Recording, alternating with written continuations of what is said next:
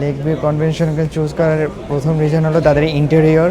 এটা নতুন স্টার্ট করেছে, এটা এদের ইন্টেরিয়র খুব পছন্দ হয়েছে। এদের যে স্পেস, যে ওয়েল অর্গানাইজড, স্পেশালি যে বাথরুম সাইডটা ছেলে মেয়ে আলাদা করা, তারপর ডেকোরেশন, এখানে আমার খুব ভালো লাগছে। প্লাস এখানকার যে ম্যানেজার ভাই, সবুজ ভাই, উনি অনেক আন্তরিক, ওনার সাথে কথা বলে খুব মজা পাই। অ্যাটলিস্ট মনে হয় যে আমি এখানে যে কথা বলছি, যে আমার এখানে আপন কেউ আছে যা তাকে আমি ভরসা করতে পারবো। আশেপাশে আরও অনেক কনভেনশন হল আছে, কিন্তু তার যে ব্যবহার সেটাতে আর কি আমাকে এখানে টানা।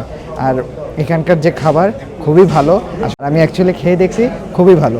মানে এটা রিকমেন্ড করার মতোই খাবার। সো কেউ যদি এটা চুজ করে, কেউ মানে ডিসঅ্যাপয়েন্টেড হবে না, এটুকু শিওর।